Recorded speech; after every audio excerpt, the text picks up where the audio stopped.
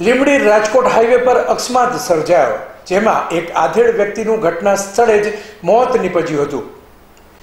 ત્યારે હાલ લીંબડી અમદાવાદ અને લીંબડી રાજકોટ હાઈવે પર અકસ્માતનો સિલસિલો યથાવત જોવા મળી રહ્યો છે। ત્યારે વધુ એક અકસ્માત લીંબડી રાજકોટ હાઈવે પર છાલિયા તળાવની બ્રિજ ઉતરતા એક આધેડનો અકસ્માત સર્જાયો હતો, જેમાં મળતી માહિતી મુજબ વાત કરીએ તો માવજીભાઈ ભૂરાભાઈ, જેઓની આશરે ઉંમર 65 છે, જેઓ પરનાધાડ ગામના છે, જેઓ કુલ ગ્રામથી પોતાના ઘર એટલે કે પરનાળા આવી રહ્યા હતા, ત્યારે અજાણ્યા વાહનની ટક્કરે આ આધેડનું ઘટના સ્થળે કમકમાટી ભર્યું મોત નીપજ્યું હતું। ત્યારે આ આધેડને 108 દ્વારા લીંબડી સિવિલ હોસ્પિટલ ખાતે પોસ્ટમોર્ટમ અર્થે ખસેડવામાં આવ્યા હતા। ત્યારે આ બાબતે પોલીસ દ્વારા અકસ્માતનો ગુનો નોંધી વધુ તપાસ હાથ ધરવામાં આવી છે।